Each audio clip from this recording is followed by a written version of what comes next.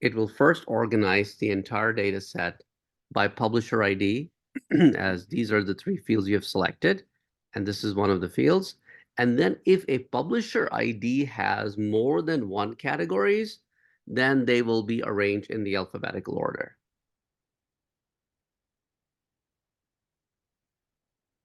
And for those categories that have more than one books, sort them in the descending order of cost. So if a category has more than one books, then it will be in the descending order of the cost. So the most expensive book in that category will be listed first, coming down to least expensive. So you'll put cost, and then you'll put DESC for descending.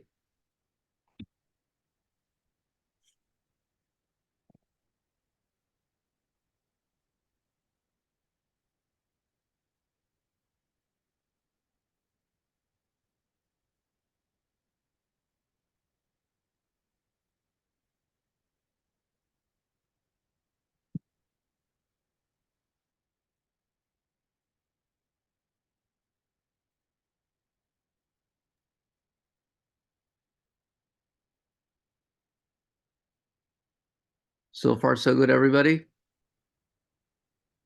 Okay.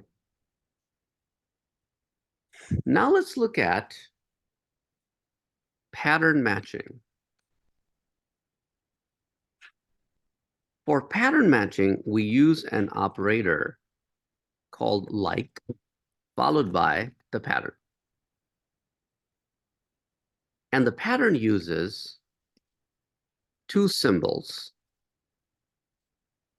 percentage or underscore. Percentage symbol means one or more letters, and an underscore means only one letter.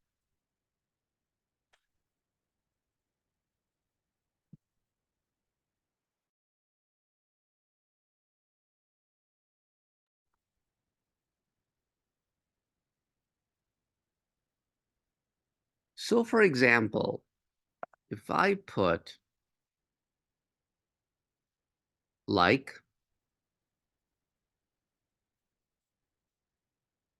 percentage ABC, it means I'm looking for anything that ends in ABC.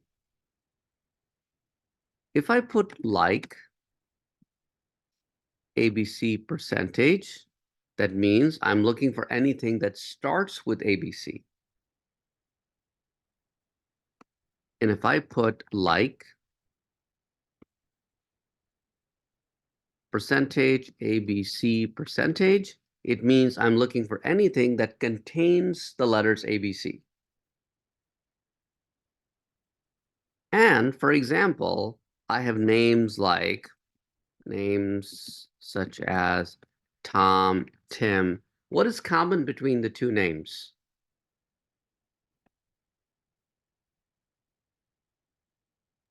The letter T. And the letter M, The letter right? M. Yeah. So only the middle letter is different. So if I am looking for names where the first letter and the second letter or last letter are exactly the same, only the middle letter is different. So I can type like T underscore M. So that is only looking for one missing letter to be different.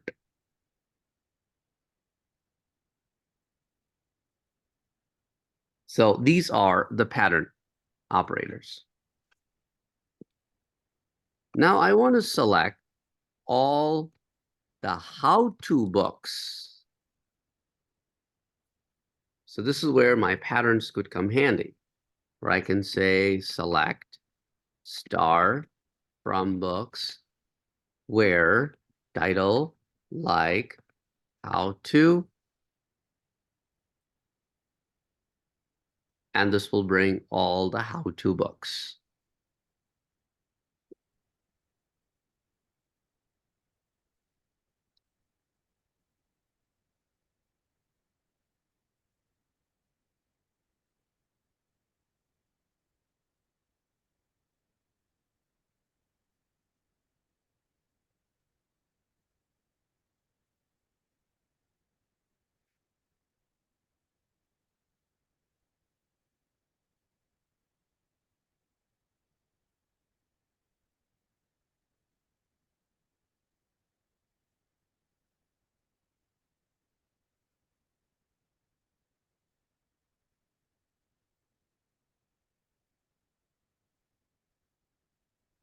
So this is a very simple query, the next one.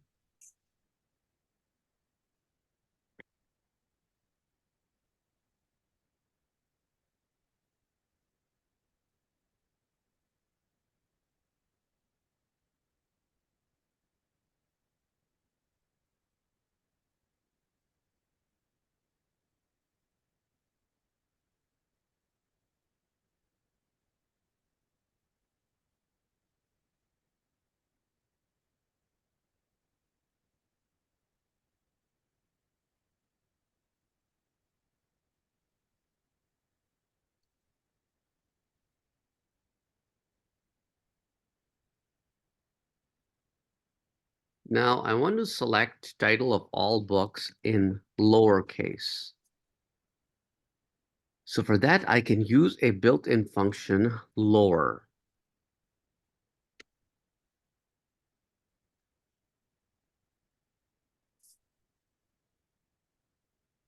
And that will convert everything to all lowercase. Very similarly, there is an upper that converts everything to uppercase. Okay. Let me give you another query to solve. I want you to select title, retail, and 69.3% of retail.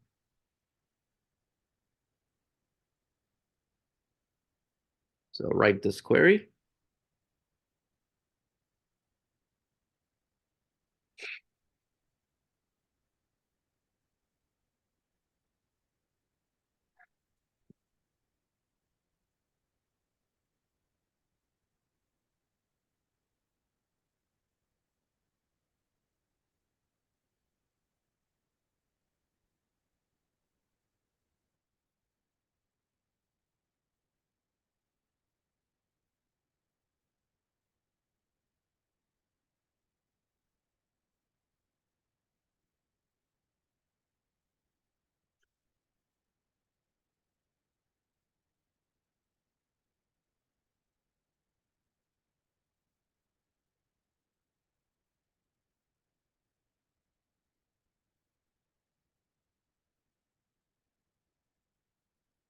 Okay, so for those of you who are done with the first comment, then make changes for the second one.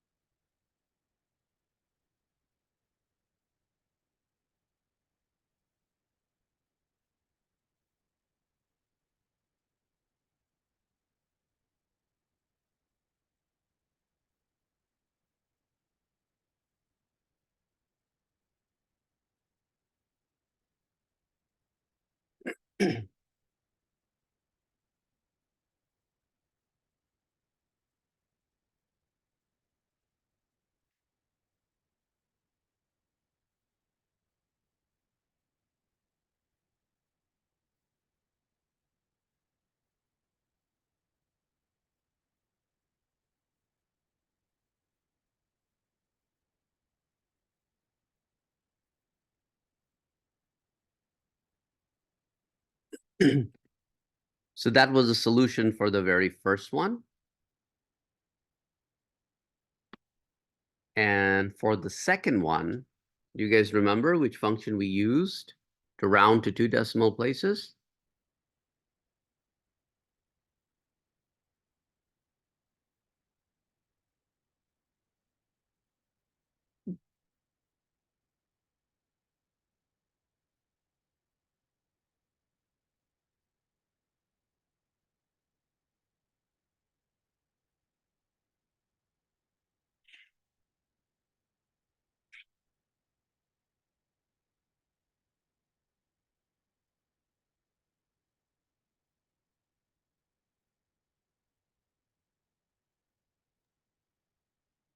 I don't remember this function. No, I'm trying to think of it.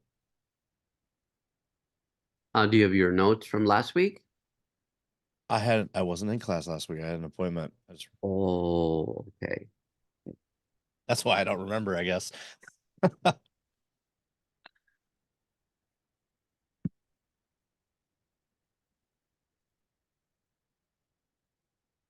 So we have one more person joining here, Santos. Okay. So we looked at a function called round, and that allows you to round by giving however many decimal places you want, and we can give it the alias sale price. Hey, Saad, could you just scroll it real quick? I'll screenshot it and then I'll catch up on break, if you could, please. Oh, sure. Yeah, yeah, that's fine. There's quite a lot of text. Yes, yes. So, My internet was messed up. Go down to I got all the way to 19 and then just go down to I've pasted some of this in the chat, so that let me put this in the chat. okay. So then you can copy it in your local computer, however you wish to do that. Okay. Santos, you have Spectrum Internet? No, I have AT&T. Oh, I know why that was messed up. Okay, so everything should be in the chat that we did this far. Okay, thank you, Saad. Yeah, AT&T got hit with a pretty big cyber attack yesterday. Oh, wow. Yeah. I mean, I had problem with Spectrum. It was last week, Thursday, somewhere around 11 at night. Yeah, the entire Was country went down. Oh, the entire country went down? Yeah. There was something. Spectrum servers are really, really bad as it is. But yeah, Spectrum nationwide went down for about an hour or two. Yeah, yeah. And I was worried about our Friday morning class, but it just came back up. So as soon as it came back up, only then I went to sleep. I mean, like, oh my God. Usually when it goes down, that's when I do go to sleep. I'm like, well, nothing I can do now. Yeah, but I was worried about if I have to notify you guys and stuff like that, you know? It's Do you like, I have my school email attached to my phone, so yeah, but I have to go to Blackboard to access everybody's email. oh. Oh yeah. Okay. So anyway, so this will give you rounded to two decimal places. And this is something we talked about last time, that is there a way to truncate the extra decimal slots? It did round it to two decimal places, but it's giving you three extra decimal places. So that's what we will be looking at today. What you would have to do is you would have to use a truncating function called decimal. After you round it, you call the truncating function. The truncating function takes three parameters: the number value, how many digits you want to truncate into, and in those number of digits, how many decimal places you want. So when I run this one, it will now bring my results to, I have all my values within 4 digits, but I just use 5. I could have solved the same problem with total of 4 digits also instead of 5.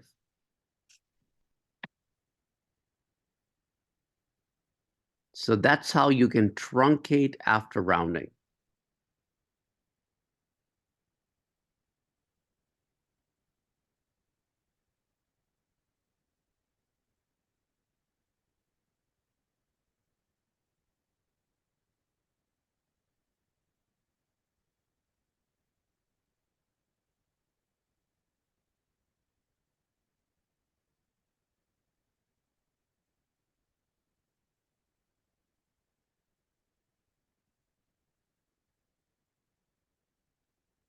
Okay. Now solve this one.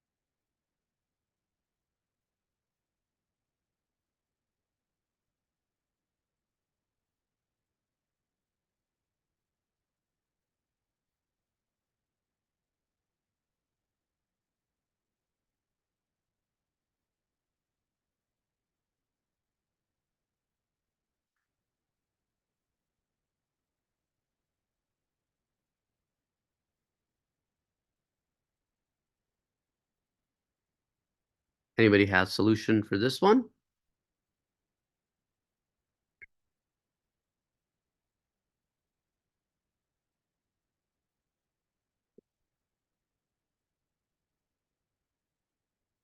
So Brock, you do have this database in your system, right? The one that we are querying? It's funny that you say that because no, I don't. Oh, yeah, okay. Because Yeah, I'm like, I was literally about to ask that exact oh, question because I'm like, okay. I'm not connecting to any of these tables here. Okay, because this is the database. So you didn't watch the class recording? Um, I had so I'm in trying to catch up on a lot of things. Okay, And so like I haven't gotten to it yet. I was gonna catch up on it like tonight. okay, okay. So what you would have to do is there's an entire database that you have to download, and then you have to make changes to it, and you would have to run the entire database for it to create that database for you to be able to do these queries. Gotcha. Okay. And that database is on Blackboard in the form of an SQL file, but that SQL file, you need to be able to make changes to it. So if you are on Blackboard and you go to course documents,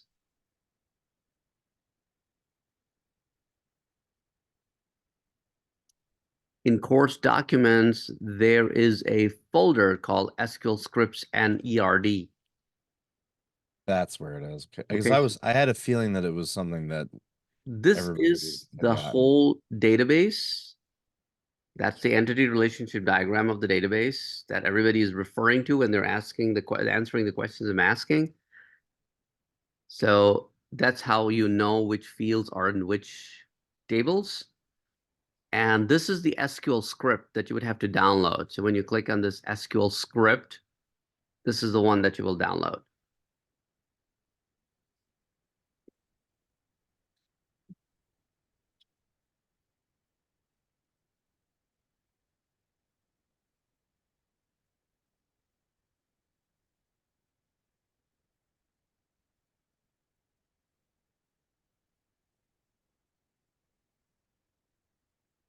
So once you download, this is the script which has all of the data.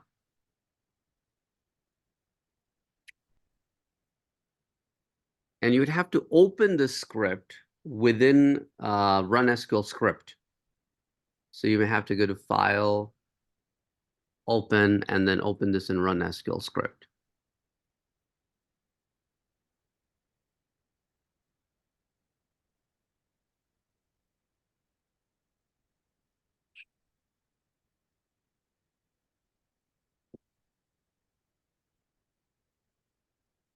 I feel like if I do that right now, it's gonna get rid of all the stuff I just entered.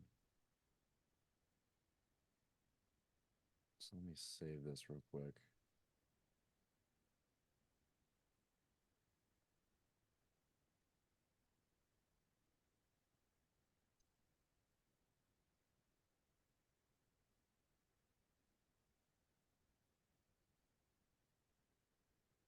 And then you would have to replace in this document my schema with your schema. So it's all over this file. It says Yusuf S. So you would have to go to Edit and find and replace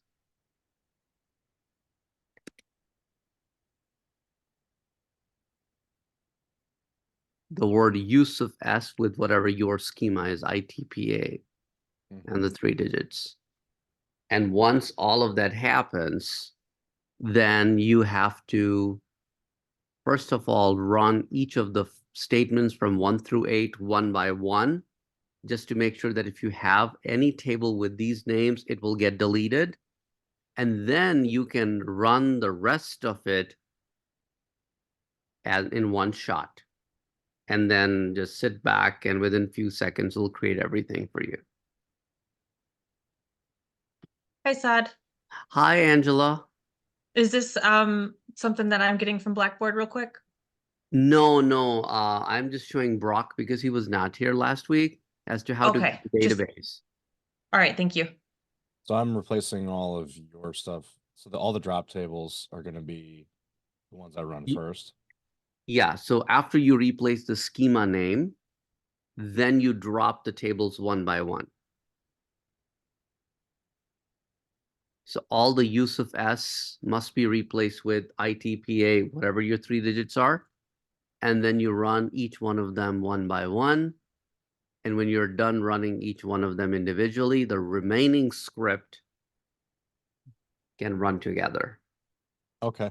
Okay, but did you Um, make sure that it says your ITPA in place of use of S all over the script?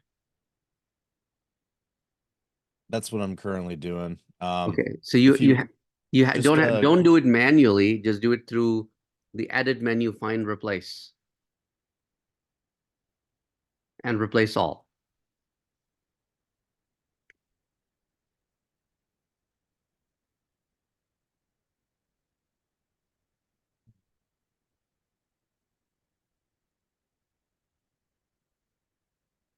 where is the find replace?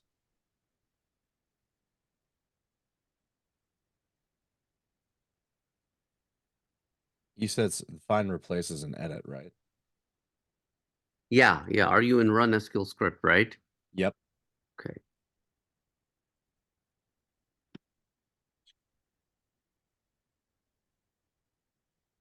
Seeing it. Oh, let's try the search menu. Sorry, try the search menu. Ah, Yeah. find replace. Search replace. Find. And then type under find use of S and then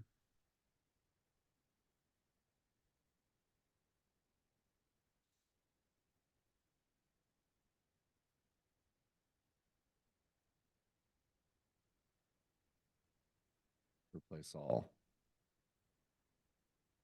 yeah,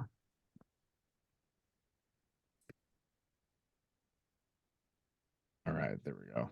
whatever. Yeah, Okay. replace all. Okay, done. Done. So just run each drop one at a time. Right. And they're then all run ready. the Okay. rest of the script in one shot. Sounds good. You could keep going. I'll catch up. I don't want to like kind of hinder anybody else here.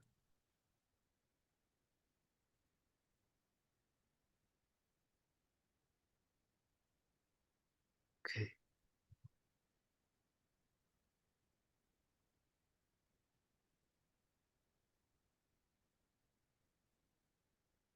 Pretty much getting the error that they don't exist. So Yeah, yeah. You will get them when they don't exist. right, yeah. Absolutely. This is just kind of like to verify.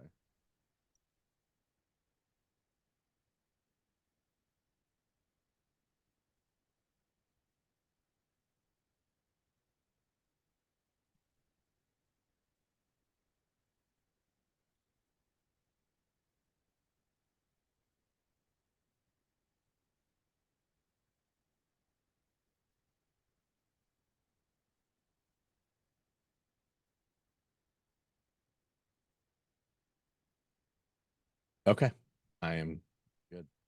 Awesome. And I'm gonna open the one we were just doing. So gotcha. All right, I am good now.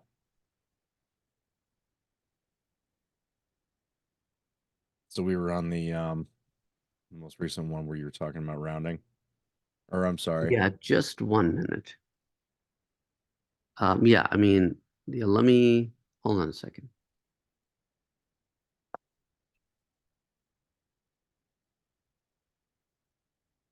Yeah, this is the one that we are on right now.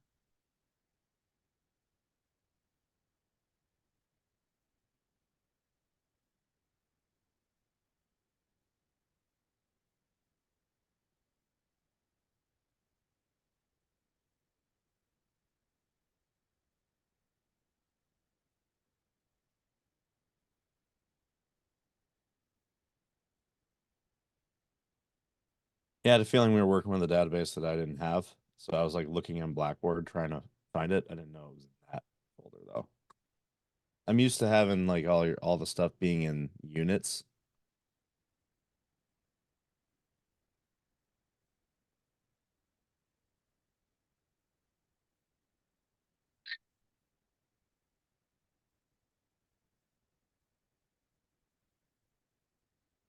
Mm.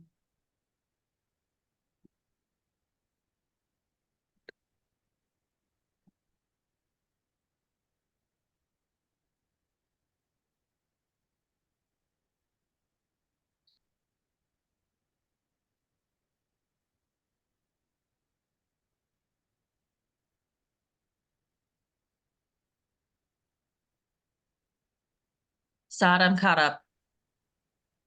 You are caught up with this one, right? What you, yep. Okay.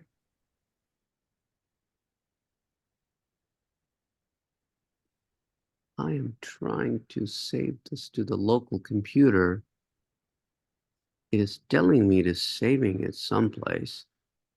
It's just not telling me where it's saving. You're not getting the window?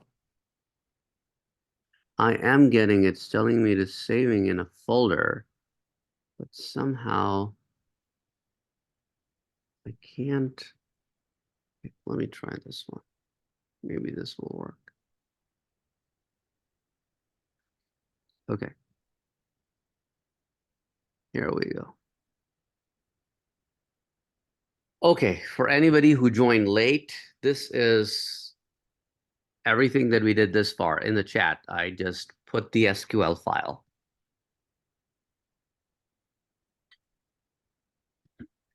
Okay,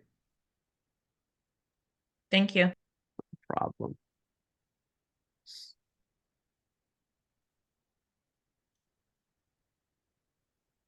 Let me update the attendance sheet.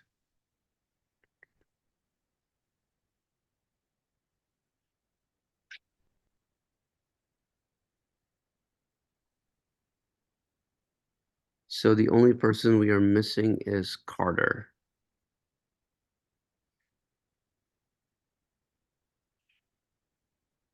Okay, now let's get to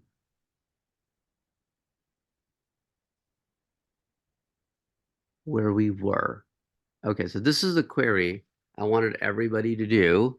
So what do we have for this one? 44 through 46. Select what?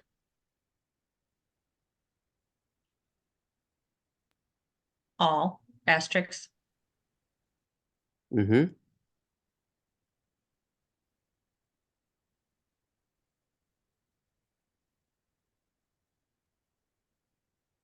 from books. From books. Okay. Where publisher ID equals 3. Uh-huh.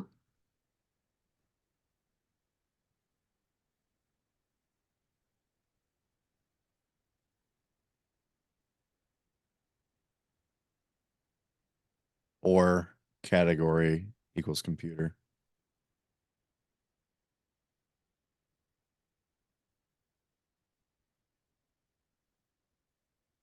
And since my category names are in all uppercase, that's one thing I have to make sure that I type them always in all uppercase, otherwise nothing will show up.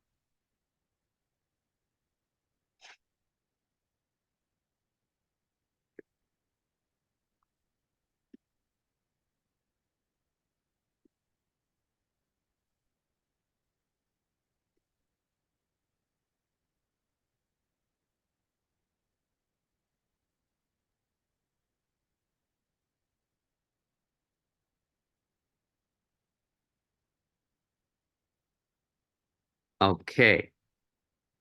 So now, what will be the answer to this query?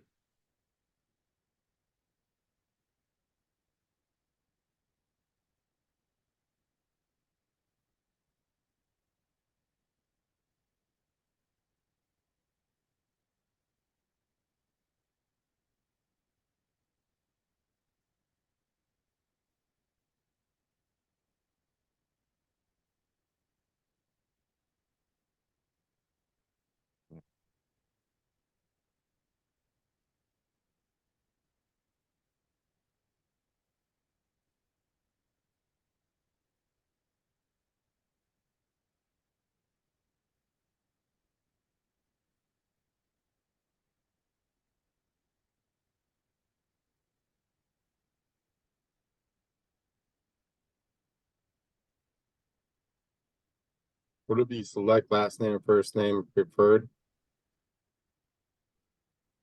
Select last name, first name, referred, which table?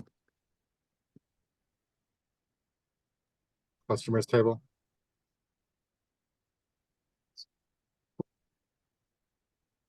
So not all customers were referred, but some of them were referred. And whoever referred them, their customer ID is right there.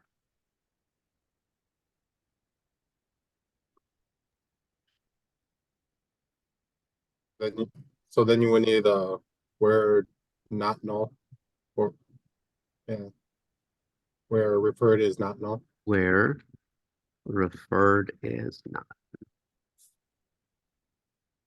So here we'll only get those customers who were referred. Yep.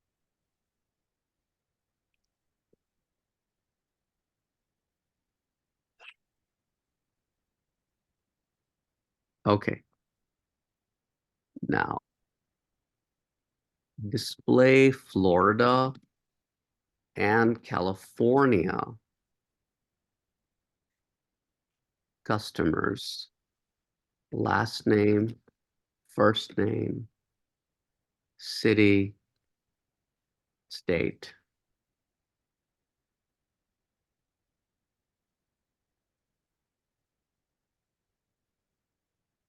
Display results in the descending order of state, and within each state, display in the ascending order of city. For example, this is something very similar to what we did before, that we first displayed everything by publisher ID, and within a publisher, we displayed everything by category, and within a category, we displayed everything by cost.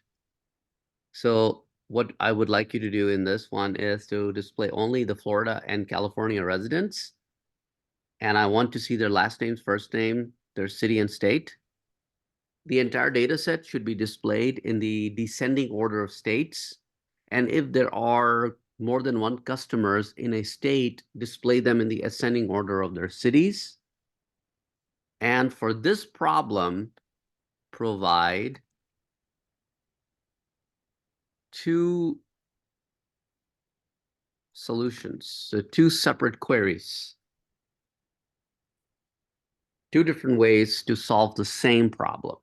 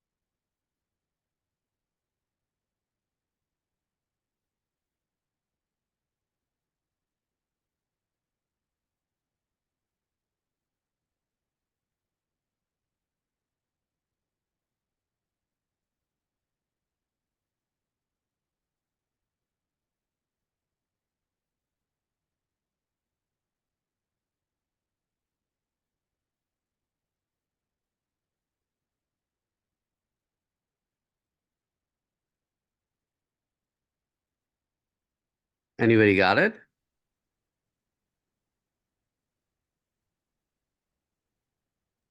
Not quite yet.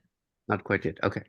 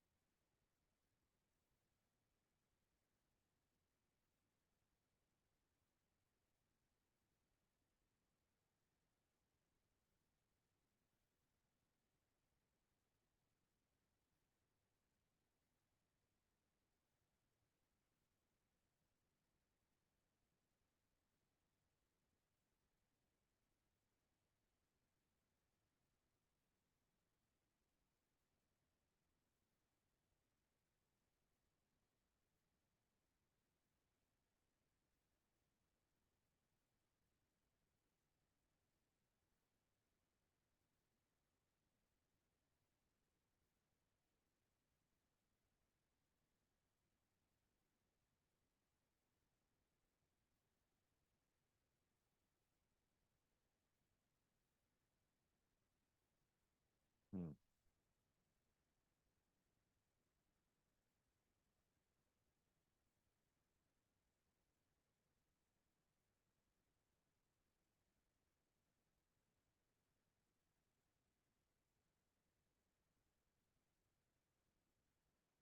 You said this would be in two separate statements. Uh, no, I just want you to come up with more than one solutions, like more than one ways of doing it.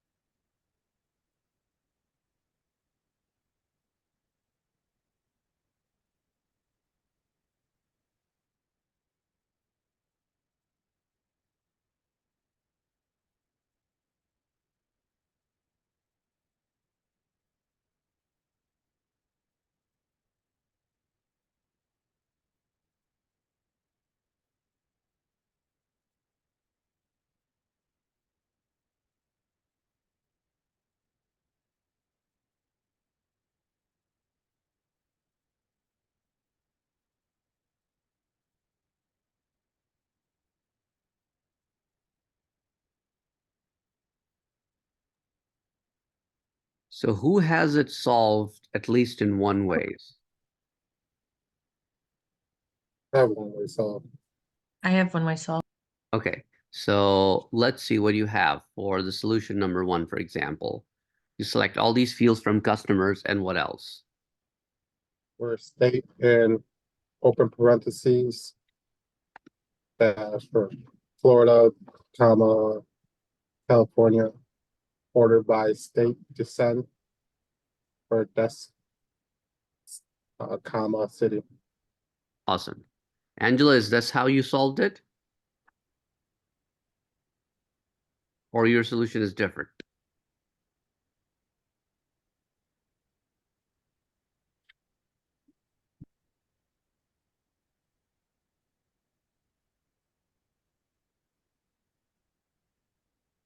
Or whoever solved it, did you solve Oh, it? I'm sorry. I thought my mic was on. Oh. I said, select last name, first name, city, state Mhm. from customers where state equals Florida or state equals California. Yep, that's it.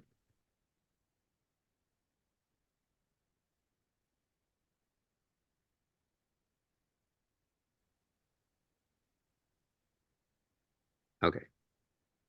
So that's two different ways of solving the same one. The first one is a better approach because it uses one operator.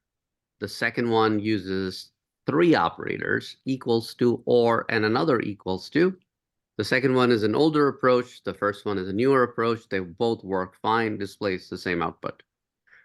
Now, let me show you a third way of solving it. And for that, I will use the first approach, not that I have to. What happened here?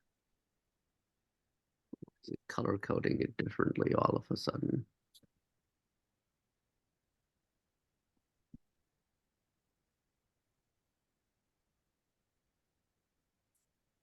You put a semicolon instead of a single.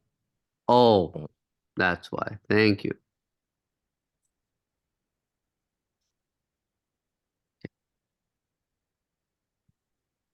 So in the third approach, what it does is all the columns are actually given numbers behind the scene, the columns that are selected. So last name, first name, city, and state, they all are numbered like 1, 2, 3, 4 behind the scene. So you can literally say that state being the fourth column, you can say, I want to order it by the fourth column descending, and then within that third column ascending. You can also do that. That will work just fine.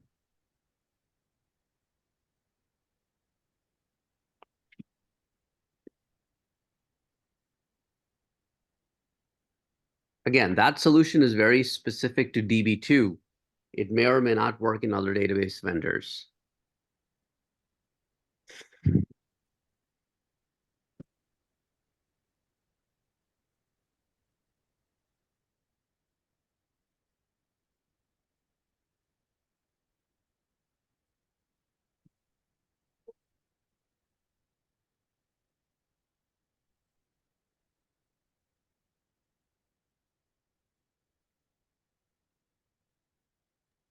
Okay, so is everybody caught up with all three?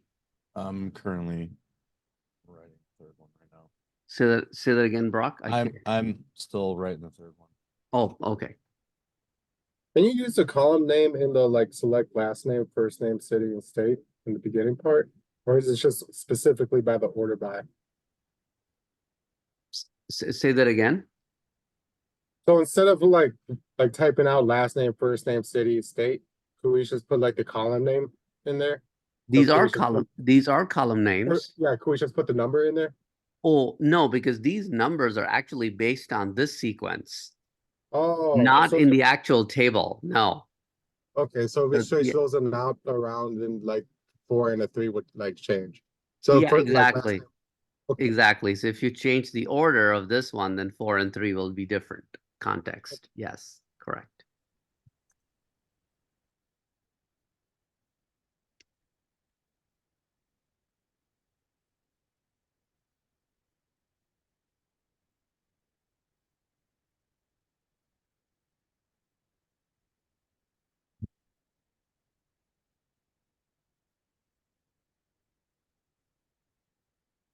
Hi, Carter. Did you just join, Carter? I just saw you.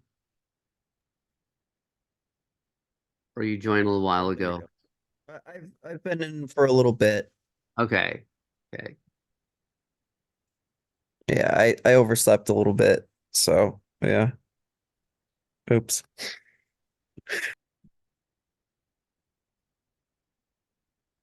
Okay, so next we will move on to aggregate functions. Aggregate functions are actually called group functions. So that means they allow you to consolidate several values into a single value.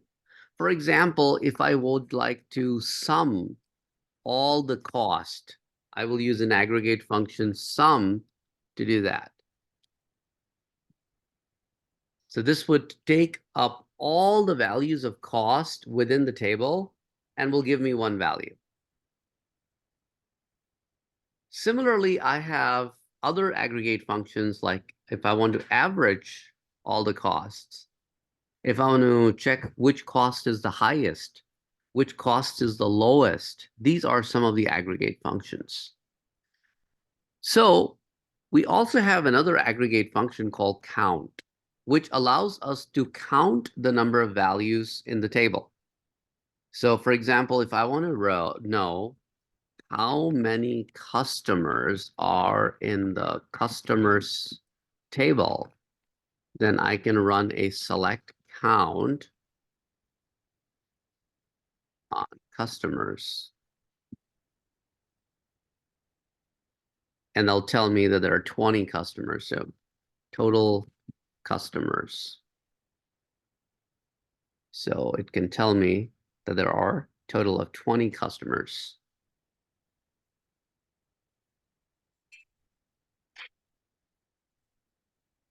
How many orders have been placed so far? So same thing. The only difference would be to change the alias and to change the table name. And that'll give me the total number of orders.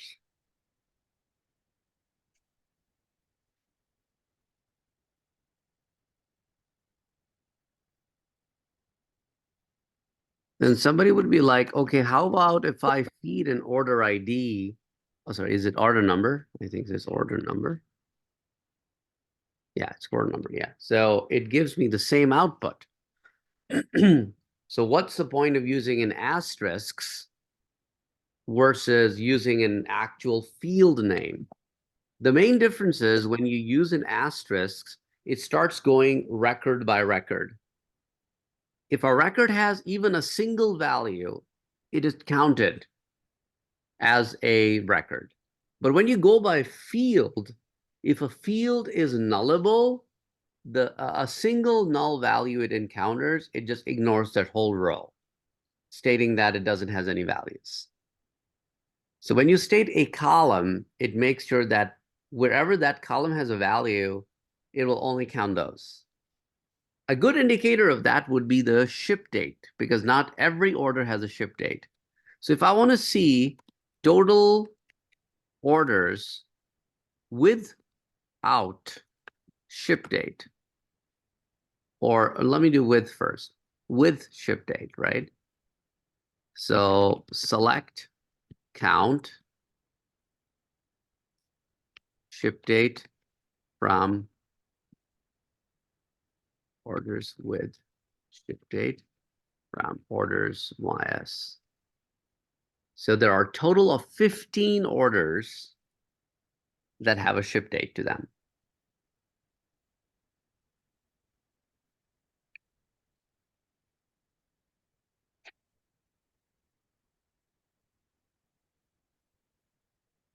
So as you have seen that there are a total of 21 orders and 15 orders are with the ship date. So how many orders will be without ship date?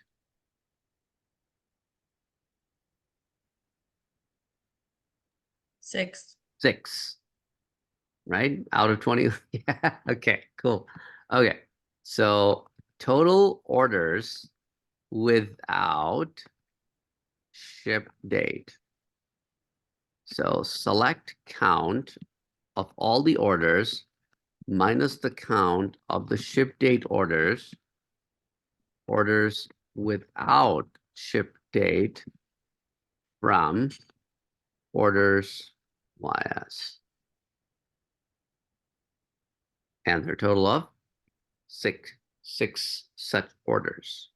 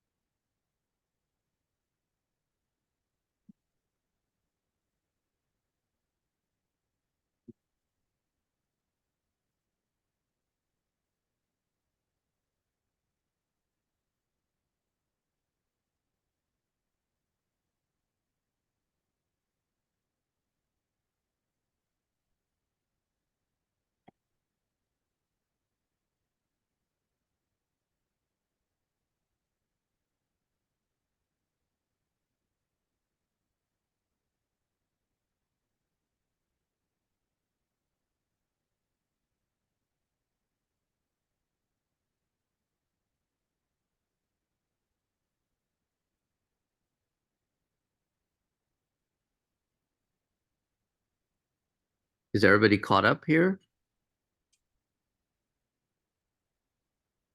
Yeah. Yes. Yep. Okay. Yes. Just wanted to make sure, because last night people were really like, okay, hold on a second, I'm still catching up. All last night, huh? And after a little while, a couple of them, they said, oh, we were wondering why you're going so slow.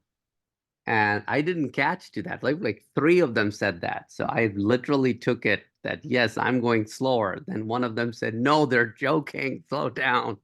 So like, okay. Because you have those typing skills that we can't compete with.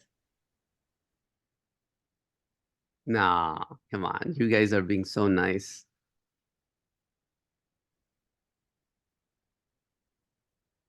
Okay, so we looked at how you can, earlier on, we looked at how you can round and how you can truncate. That's the main difference between round and truncate.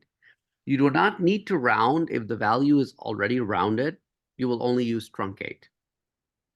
If the value needs to be rounded first and then truncated, then you will first round. And then you will truncate based on total number of digits and how many out of those you want to have as at decimal places. So that was one of the queries we did before. So we will be doing something similar. So that's why I thought I will talk about that. But let's do one more query before that. I want to display total customers who live in California. So I'll still do count asterisk.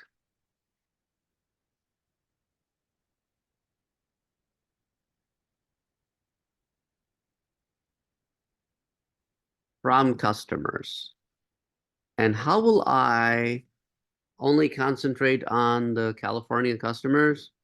By using a where clause, where state is California.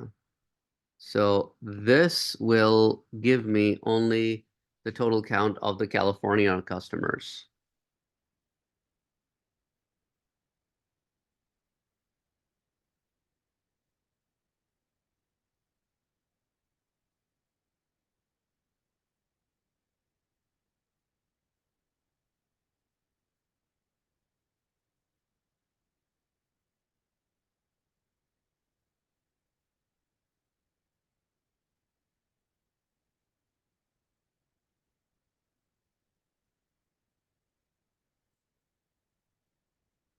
So this is the average of all the books in the books table.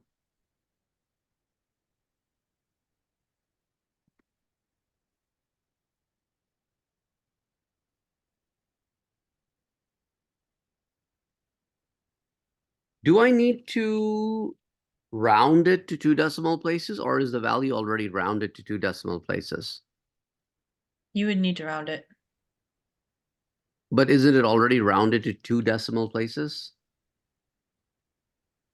No, because of the amount. Maybe it just needs to be trimmed.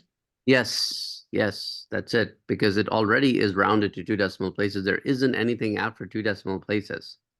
So in this case, I can just simply trim.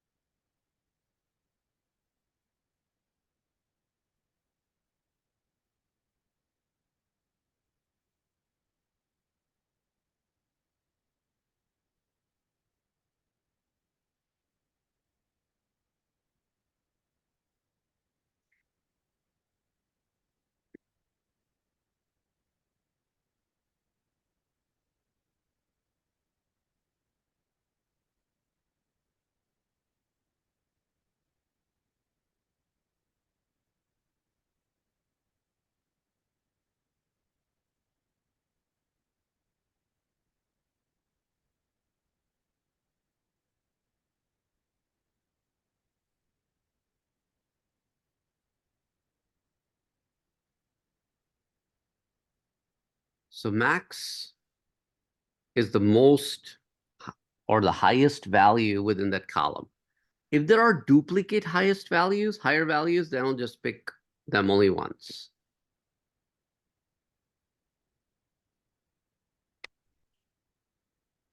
And for least expensive, we have a function min that gives us the least expensive.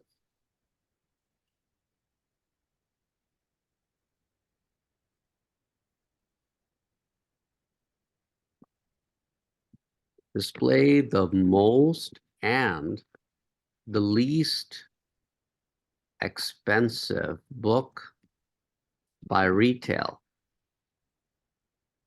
So I want you to solve this one. And least.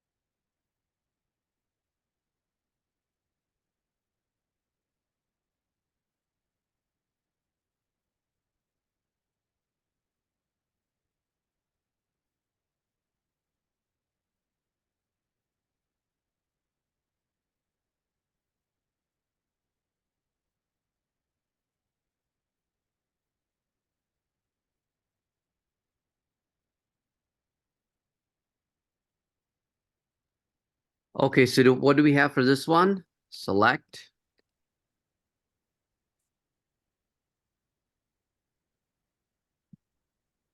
Max cost.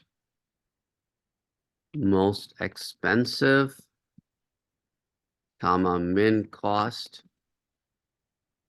Least expensive from books. So that shows us that you can use multiple aggregate functions in the same query.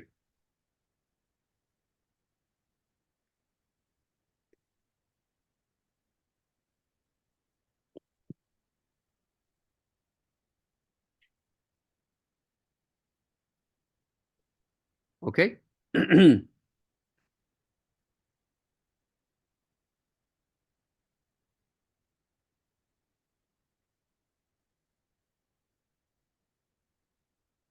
What is the difference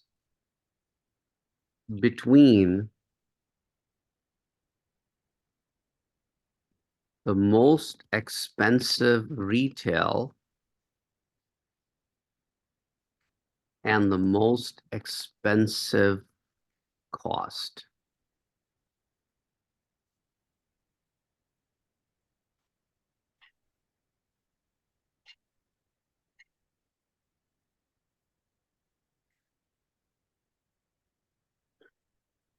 How would I solve this one?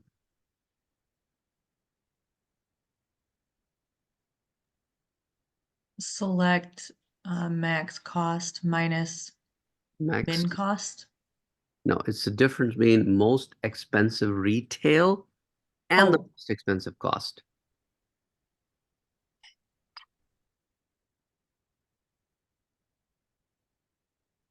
So max retail, Max retail minus min retail.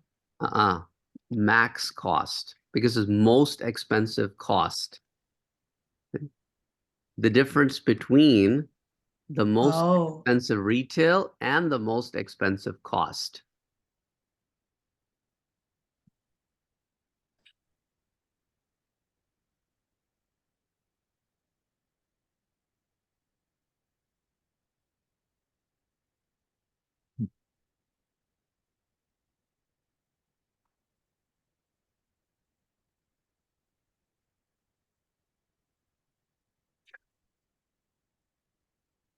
Okay. Next, what I want to do is I want to display my output in the following format. I want my output to be like this. $, $41.95. Make changes to line 109 to achieve that output.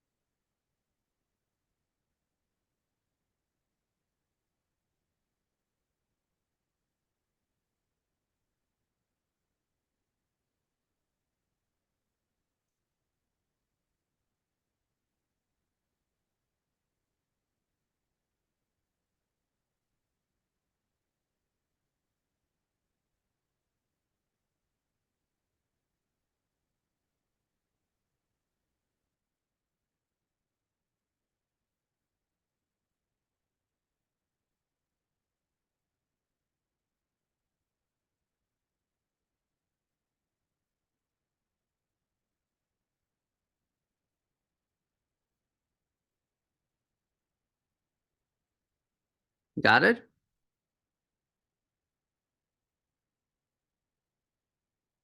No? No, I don't remember how to do that. I think so. You got it, Tatiana? Okay, how did you do it, Tatiana? I did select and then in the $, concatenate it So how did you put the $sign in double quotes, single in quotes, single quotes. single quotes? Okay, With the concatenation, so the double lines okay, or or that. concatenate. It doesn't, yeah, either of the two will work. And then I just put the max retail, max cost in parentheses. Very good. Yep, that has to be done. Because if you guys do not put them in parentheses, what happens is it concatenates $sign with the max retail and then tries to subtract a number from a string and it gives you an error. So for example, if I do not have the parentheses, look at my error. It is all plus, plus, plus, plus, plus. Because that's what it is doing. It's subtracting a number from a string. So that's why it's important that you put this in parentheses so that it does the calculations first and then concatenates it with the $sign. And concatenation could be done this way or could be done with two pipes.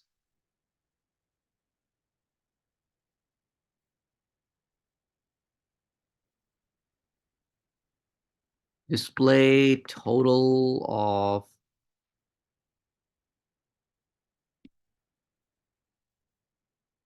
all books cost. So select sum cost from books. That's simple.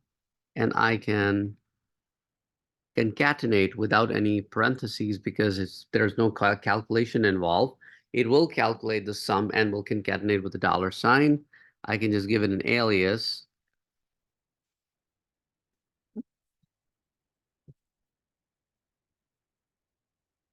And that's it.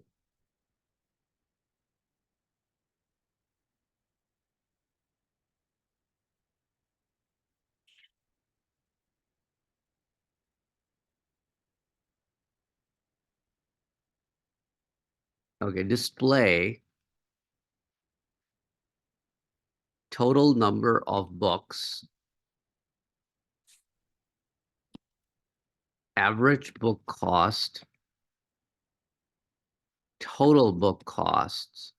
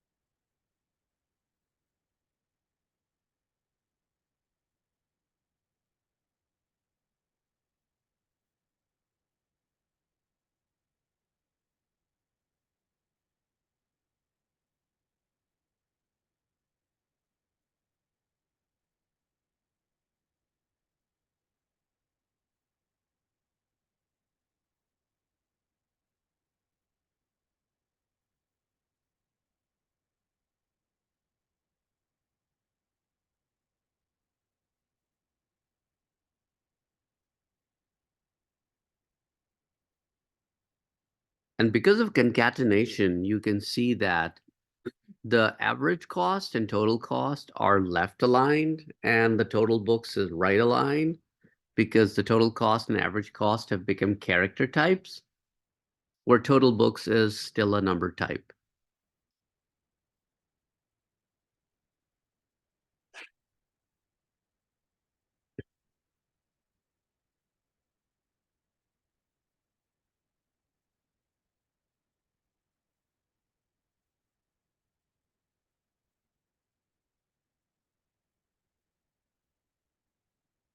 Okay, now let me change the context of the problem. Let's see if you can solve this one.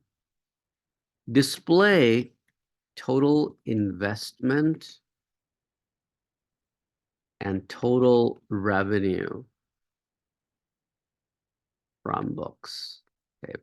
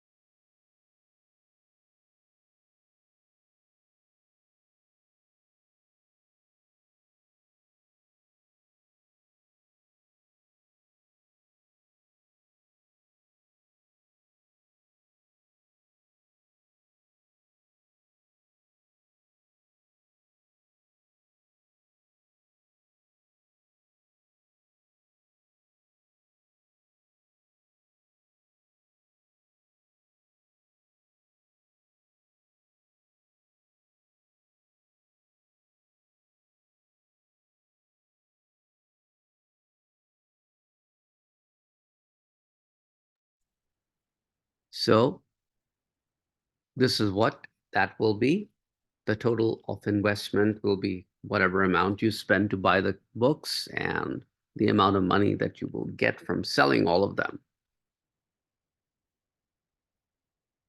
per unit price, right? Per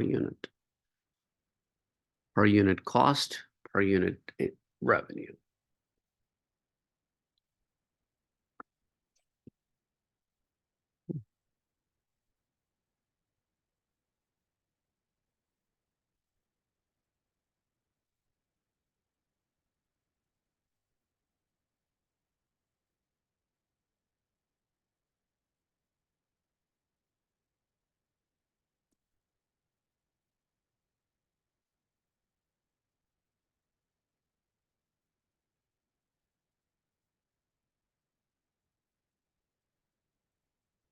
Okay. Next, I would like you to display and output a single line, and this will be the format. So if there are 14 books, you will say the total cost of 14 books is $349.02. But this is how the output will be displayed as a sentence.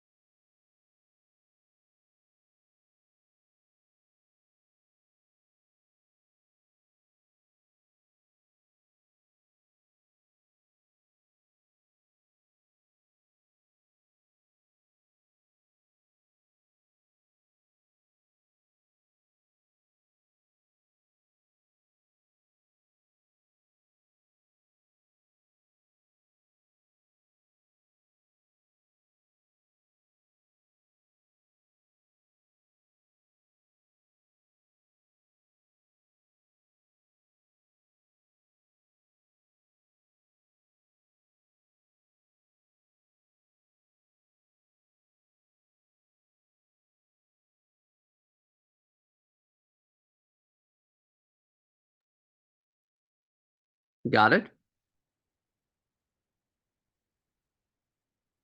I think so. Something like this.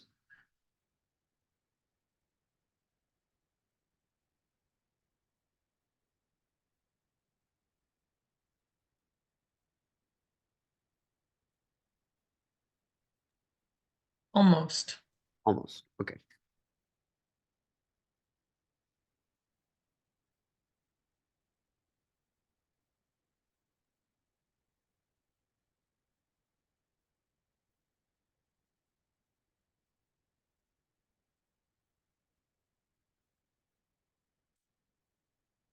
So if I want to know the number of states from where my customers are coming from, which table should I use and which field and what aggregate function? Which table, which field, and what aggregate function?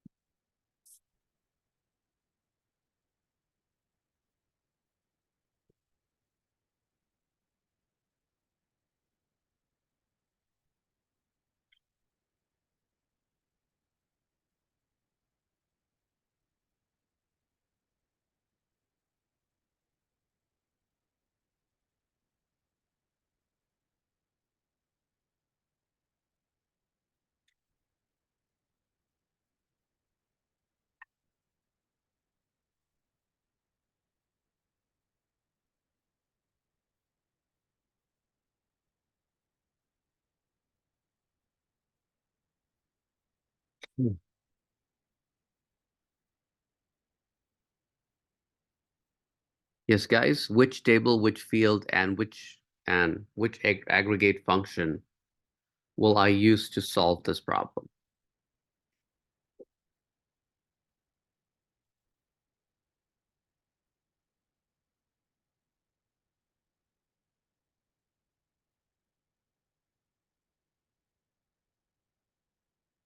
So the table would be customer sys. Okay, customers. Okay. Field, State. state, and which aggregate function?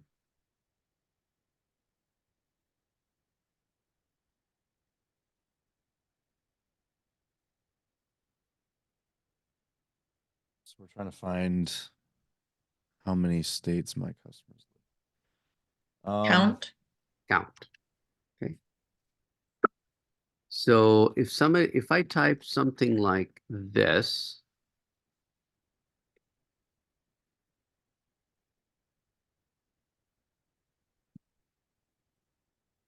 will this solve my problem? No, No. Why not? because it'll count the duplicates. Right. So how can I remove the duplicates?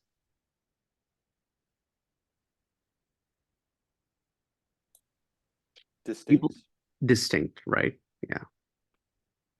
Yeah, that was the one.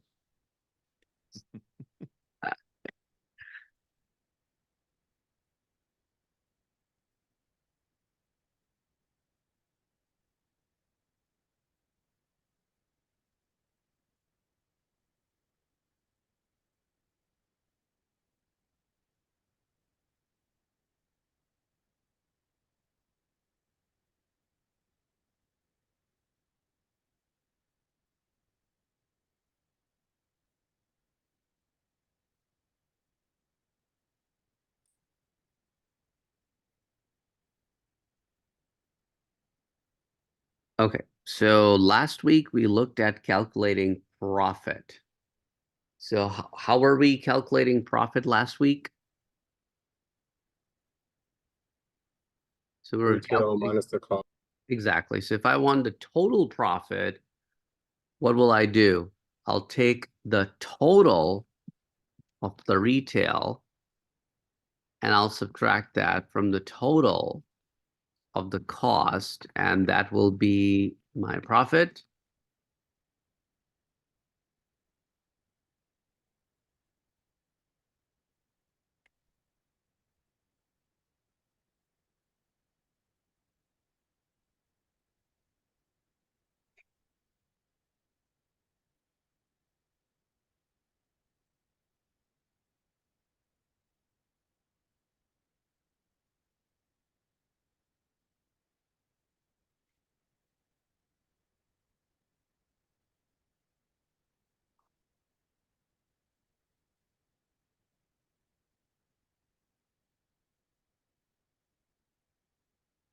Now we will learn how you can make decisions while making selections using the case when.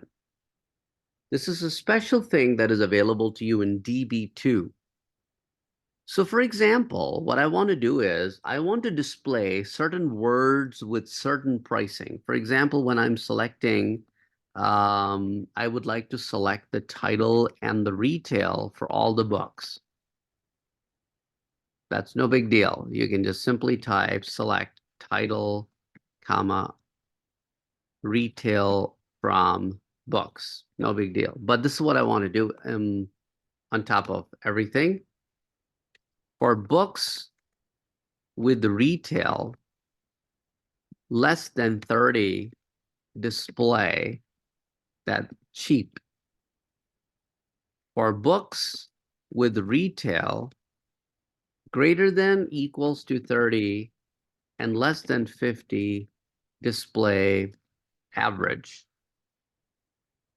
For all remaining books, display expensive. So I'm making different decisions based on the retail value of the books. So that's where the case when comes in. So I will start out with the word case. And it has an end, of course. And whatever this selection is, oh, I forgot to put the comma. So make sure you put a comma after retail because this selection will be my third column. And I will alias it as category. That's the alias. So when the retail is less than 30, then display cheap. When retail is less than 50, that means it will only hit the second when the first when is false. And first when will take care of all the books between 0 to 29.99. And as soon as it hits 30, it will automatically jump to the second one, which will display average.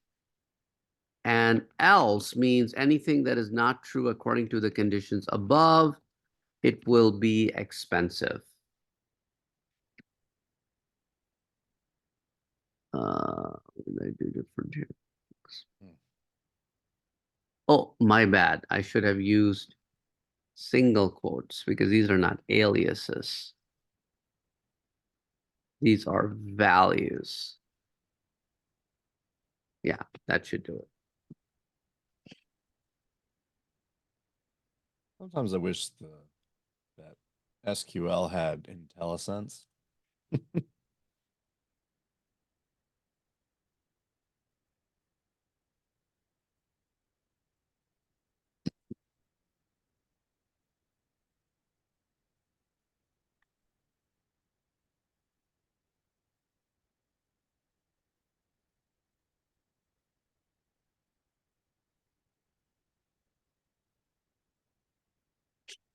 Now, if you are looking at it from the perspective of programming, think about it.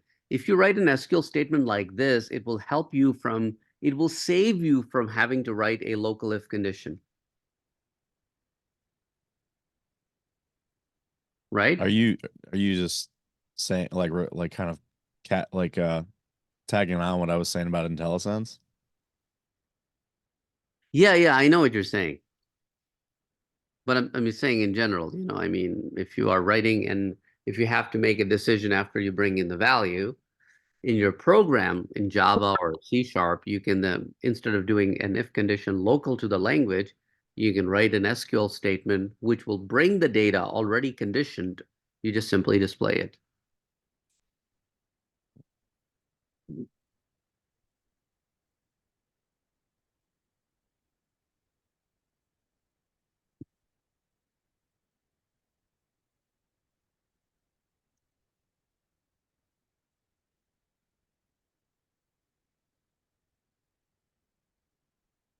So this is the example where we use the select when inside the select clause, but you can also use the select when in the where clause.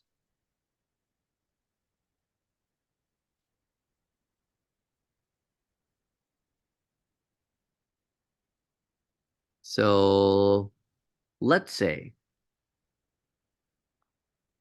I want to select ISBN, title, cost, and category fields.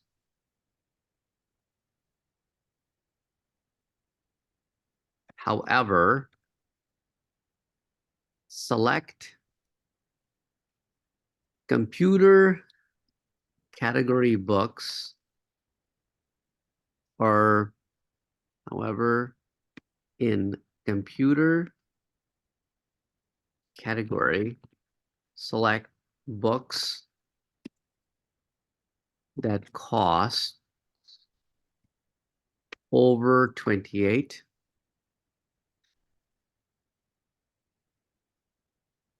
In cooking category, select all those books that cost 20, over 20. And in all other categories, select books that cost over 35. So as you can see, I want to make different decisions based on the value of the category.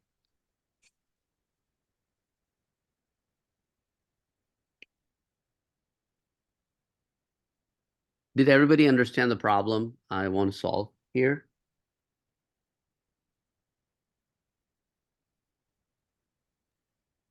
Yeah. Okay, so let's first select the fields. Select ISBN, title, cost, and category from books. So this will tell me what fields I'm selecting. Now comes my elimination round where I use where clause. So I want to have different values for different categories. So I'll say cost is greater than, and this time my case will have a field. Notice in my previous one, my case didn't have a field. Rather, each of the condition had a field, but now I am using it like a switch case. Case category, if the category matches the value computer, then I want to return the value 28. If it matches the value cooking, then return the value 20. For all others, return the value 35. Case end. So now it will give different values based on the category, and those values will be given to the outer condition where cost for every record will first check what is the value I need to check myself against. If it meets the criteria, that record is selected. If it doesn't meet the criteria, that record is ignored. Hey, Saad, we need to fix the quotes. Oh, you're right. Thank you. I don't know why I am in Java mode. String has to be double quotes.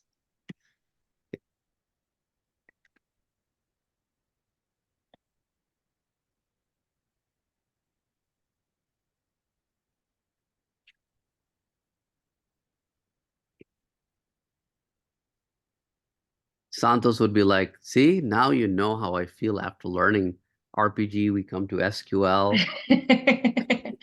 Every day.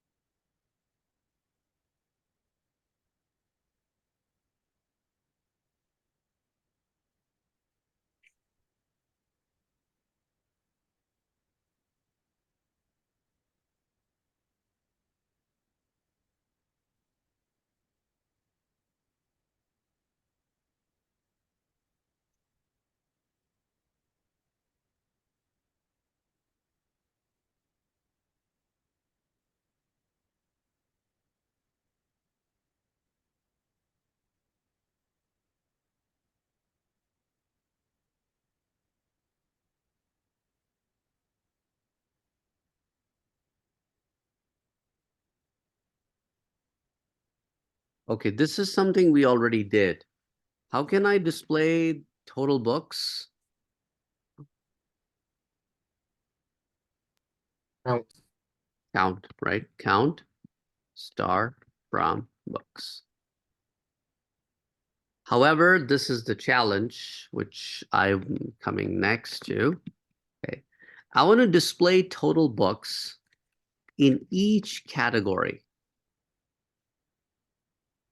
I want to display the total. So I want to see, okay, there are 5 books in computer category, 3 books in cooking category, 7 books in the business category.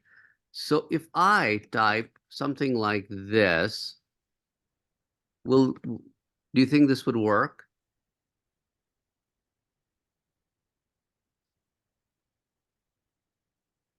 No.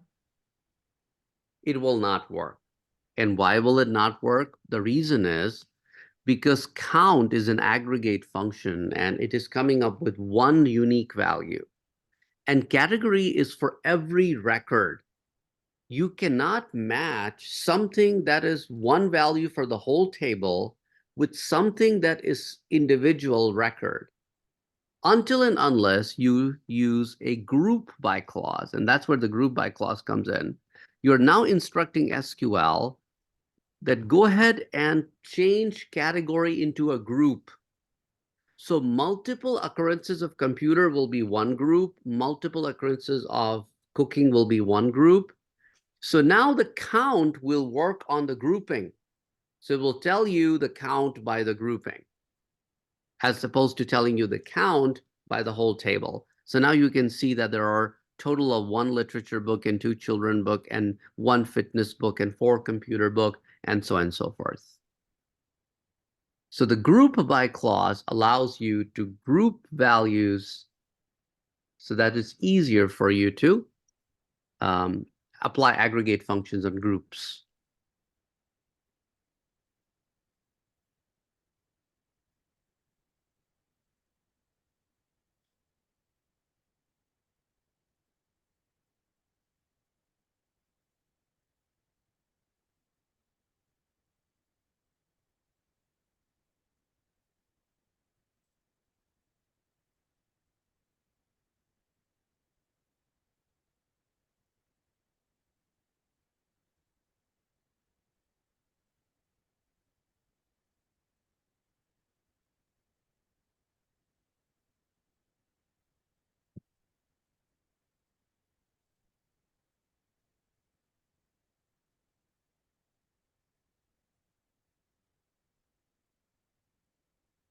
Okay.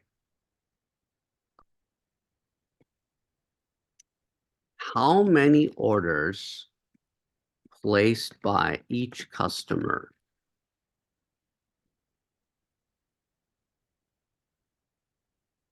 So display output in ascending order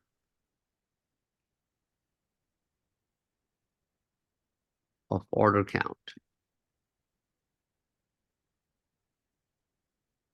So we know that we can do a count star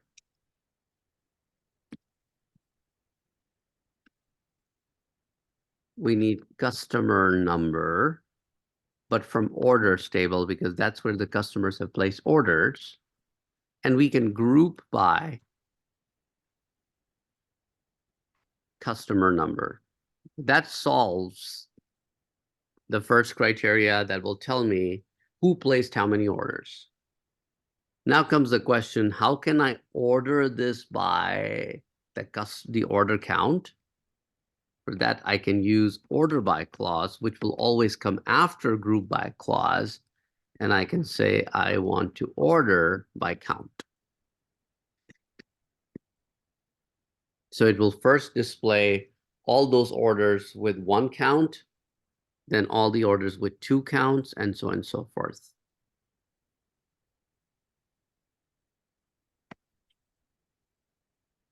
Or there is another alternate solution for this one as well. Instead of repeating the aggregate function, you can actually write the name of the alias. column alias, and that will also do the trick. So either use the function again, or you can use the aggregate.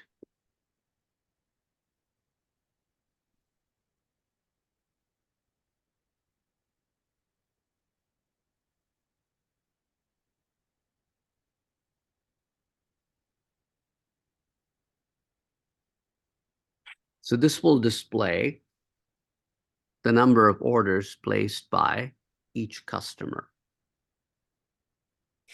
And you can further refine it by saying, okay, display output in ascending order of order count. And if there are more than one customer in the same count, display the result in ascending order of customer number. So I can just simply put a comma customer number because it's a second criteria. That's why it will come as the second item in the order by. So now all the customer IDs are displayed in the ascending order.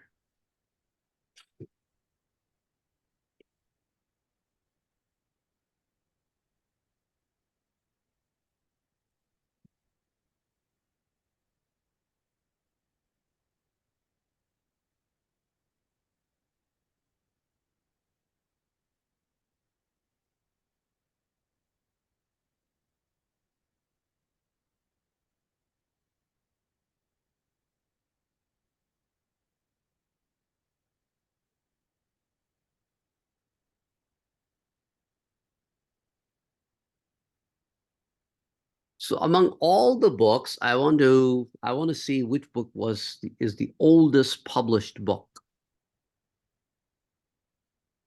And how can I do that? I want to see the oldest published book.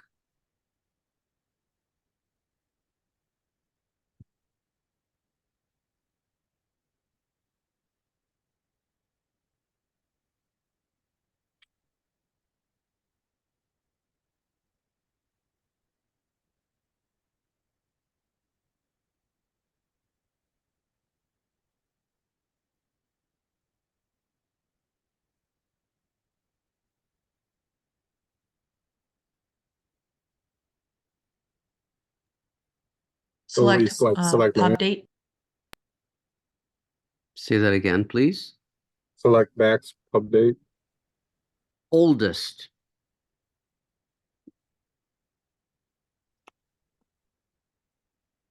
You said max? I want to be min. Min, right. That's the oldest will be min. From books. And we'll alias it oldest.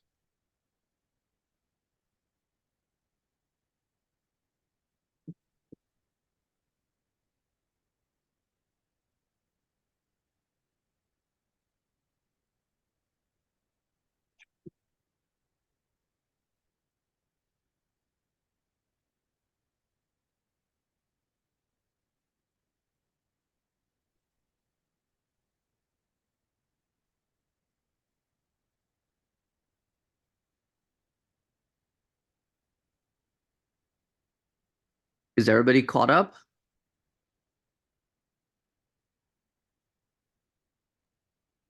I'm caught up. Okay, the next thing what I'm assigning you is this. You guys will be in a breakout room for a little over an hour.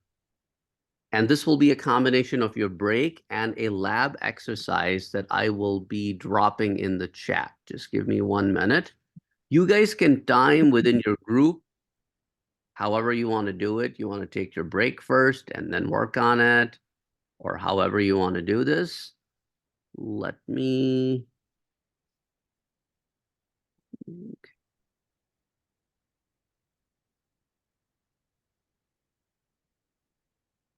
Can everybody see the PDF document? Mm-hmm. Okay, with the 10 problems in it.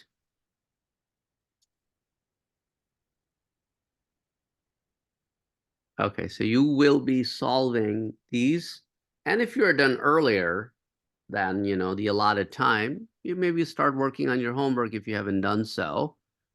But let me put you guys in this breakout room of 3 to 4 people per breakout room.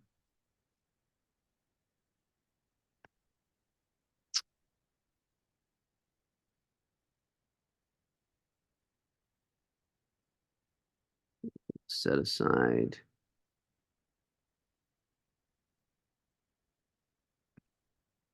75 minutes, including the break.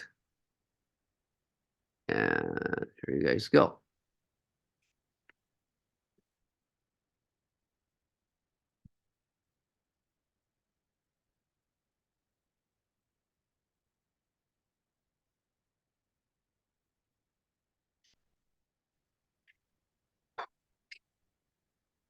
Let's move on to our remaining queries for today.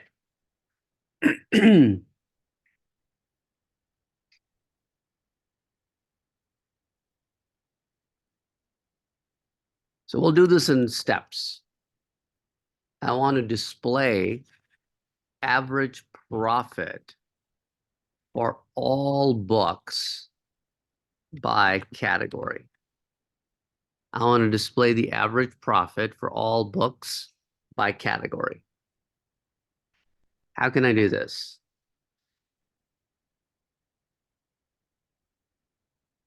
Math. Okay, I'm gonna make it easier for you guys, right? I did a little bit of query for you. So what will be my select criteria? How would I do the average profit?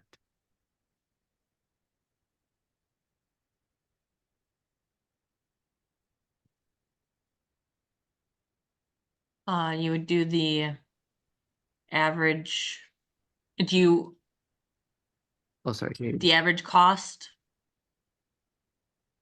Average of the profit. average, so that would be retail minus cost, Right, right? right. Okay. Now that could be fixed by this approach. This will be my average profit. Okay. And then I need average profit per category. So I need to do category. And what is it that I have to do when I am doing aggregate functions with a field?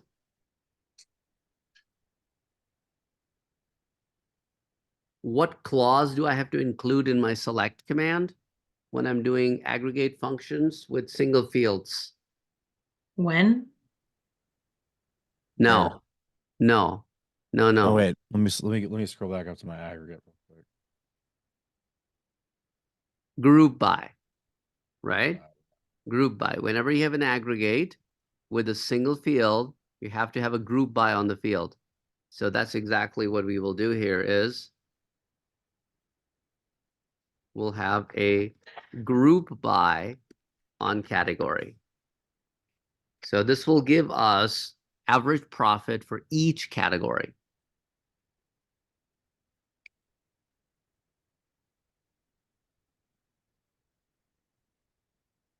Everybody got that? Average profit for each category. It doesn't like category. Did you included category in the first line? Yeah, I've got mine written the same way as yours. From books group by category? Yeah. And it's still giving you an error? Yeah, so it's giving me an error at the first category after average profit. So I've got select decimal, average, retail cost, retail minus Do you have your cost. comma? Yeah, I'm checking that too right now. Average profit, comma, category from books. Oh, that's why I have a semicolon after books. There we go. I'm good. Okay, cool. Now I want to eliminate all categories where profit is less than equals to 15. Okay, I'm going to eliminate all categories where profit is less than equals to 15. Now comes the question, how would you solve this? Would you solve it using a where clause?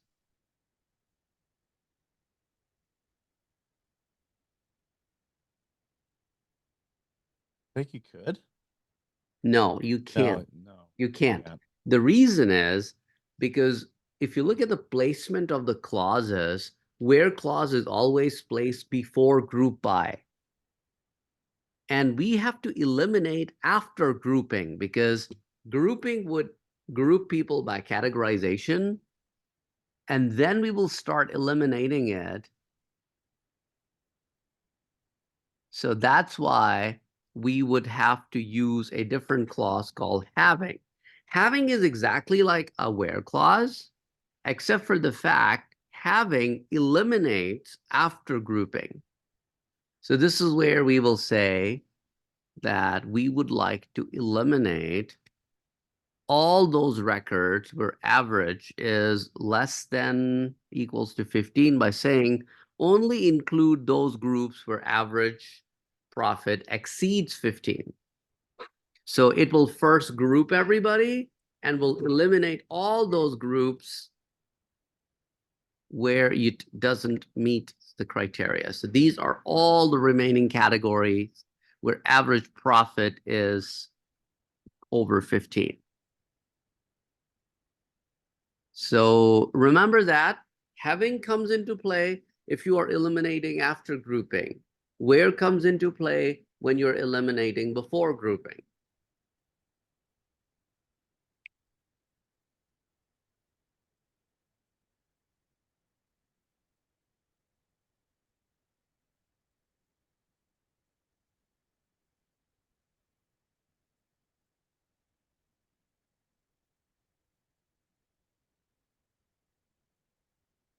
Everybody got this one? Yeah. Okay, now let's add one more to this list. Display average profit for all books in the following categories. Computer, cooking, business. Now, what change will you make to your query for this?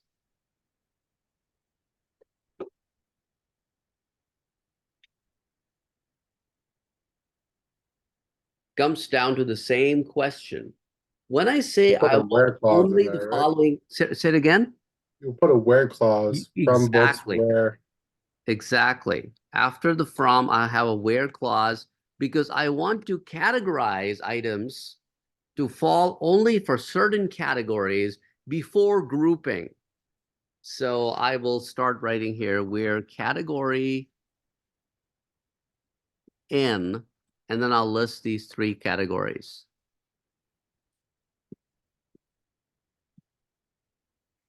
In single quotes.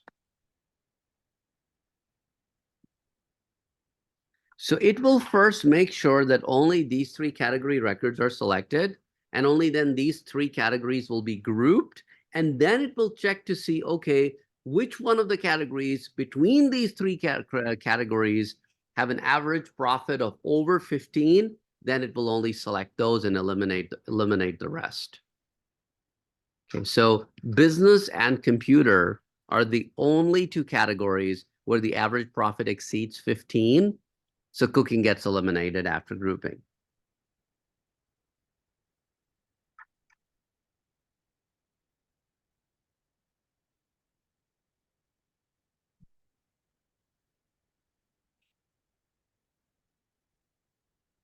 Okay.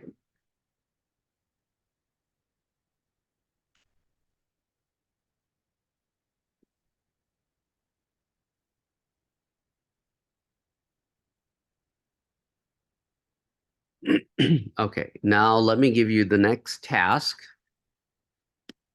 Display least and most expensive retail amount in computer and family life categories.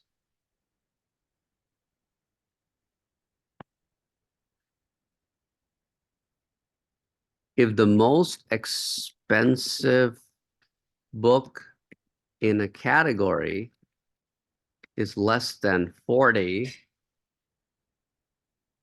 then eliminate the category. Okay.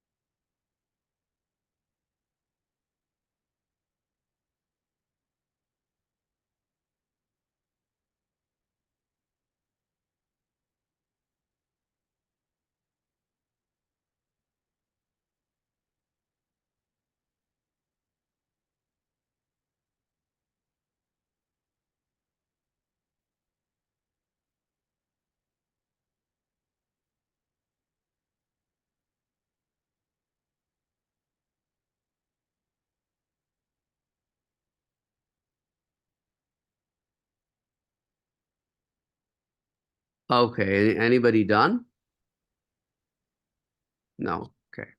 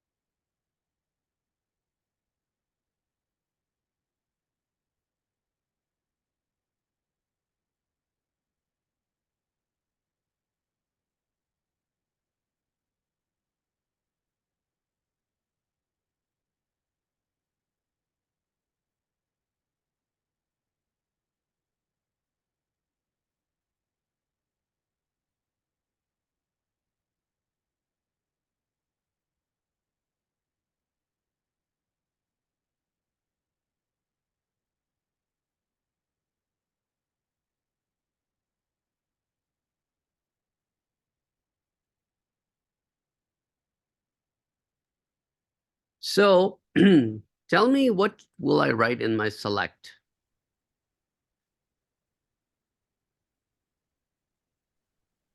Select min retail and max retail. I need to have category also, right? Min retail. Yes. Yeah. And max retail. Okay. Okay. Then after from books, I need to only include two categories, computers and family life. So what will I write?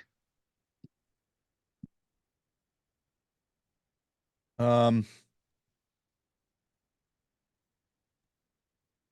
where Where clause. category Mm-hmm.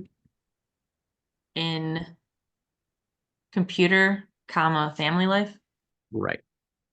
Okay. So I got my two categories done on which I want to have my min retail and max retail. But since I'm using aggregate functions with a single value, that is a call for A group by. a group by clause, right? And that field will be group by. Okay. Then I've been asked that if most expensive book in a category is less than 40, then eliminate the category. So I am eliminating after categorization. So that's for having clause to take care of. So if the maximum retail is greater than or equals to 40, only then select it.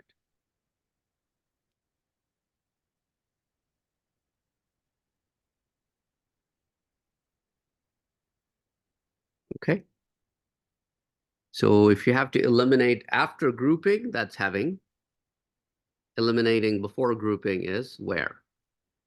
And group by clause is required in all situations where you're using a single field with an aggregate function.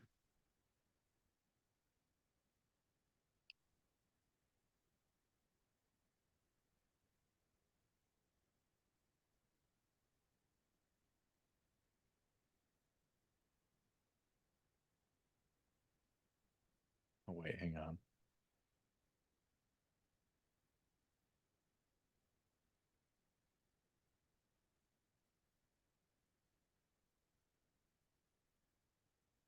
There we go.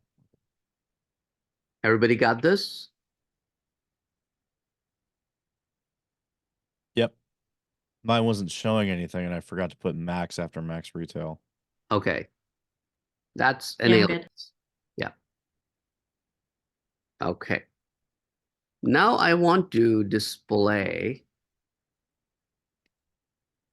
order number, order date from orders bias table for all orders without a ship date. Okay, so then I will tell you what I want to do next. So what will be the query for this one? This should be easier for everybody because we have done something like this. Select order number, order date.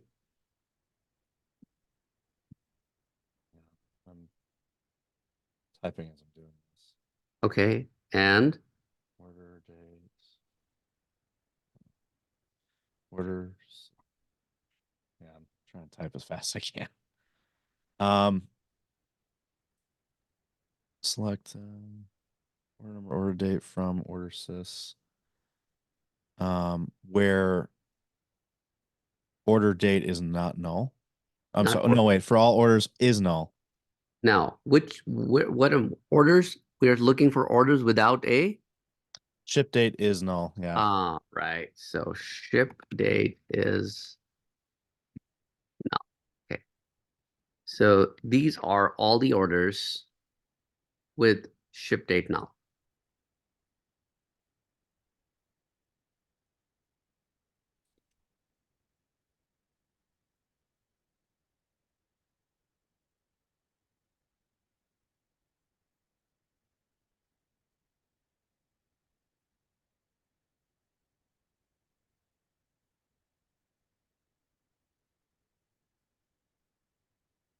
So now we are proposing a ship date for all these orders without a ship date. And this is only a temporary column. So I want an order date plus 5 days to be aliased proposed ship date. Now, this will not work, by the way, because when I run it, it'll give me an error. It doesn't understand what I'm trying to do because I cannot add 5 to a date because 5 is a number. Until and unless I tell the computer, I tell the database engine that do not treat 5 as a number, rather treat 5 as days, for which I would have to write the word days after 5. So now it understands that, oh, you're talking about 5 days to be added to the order date. Then that will work just fine.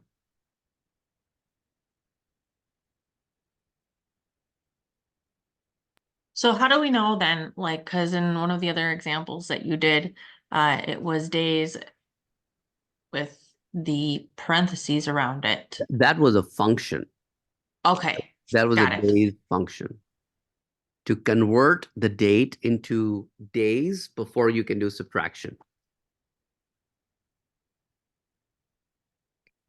So in order for you to explore date time functionalities, of course, you got to go to the IBM help for the DB2 UDB, and that's where it'll gonna list all the date and time things.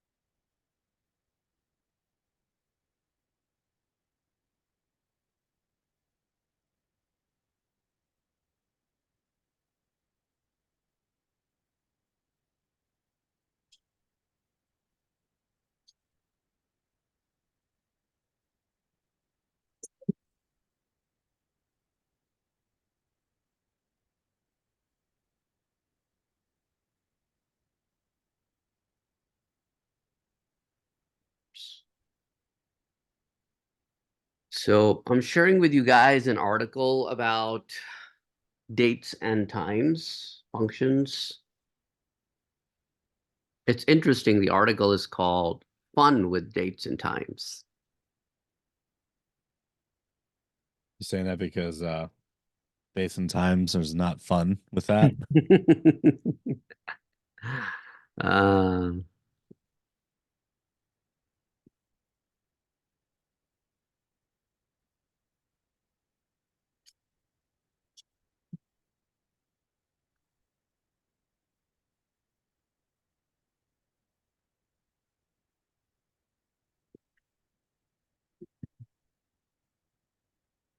So that's where you can find other functions related to days, date and time. So days function is also listed in the same article under SQL date and time functions. And it says the days function returns an integer representation of a date. Similarly, you can return other things like day of week or day of year and month name and all of that stuff. Okay. Now let's go back to Blackboard.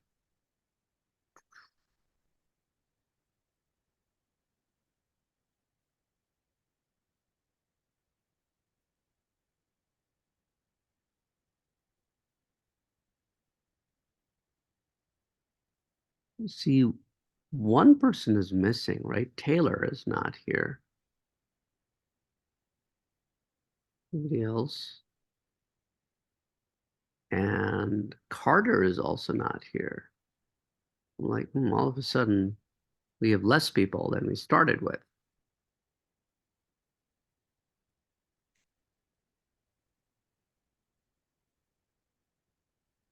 Right. Interesting. Carter joined late and left early. And Taylor just left. To be privileged. To be privileged. You know, sometimes I Could feel, also have connection issues. I got disconnected. yeah, this Oh is no, like, we're not using that as an excuse anymore. That was early Because when morning. I was in the breakout room, like Spectrum went down. I was talking for like 4 minutes and he's like, I in the messenger, I'm like, I am not even. I thought something happened. I thought it was like she's not saying anything, and then You- all of a it- sudden it said connection unstable, and then Zoom closed. And Taylor's could have went down, yeah, because he was in our group and then like midway through he disappeared.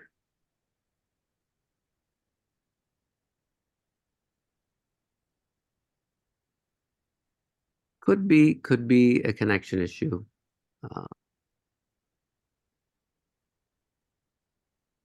Okay. So, you have a new review number 5 that you will be working on. You have time till next week, Friday. And the review that was assigned to you last week is due by midnight tonight.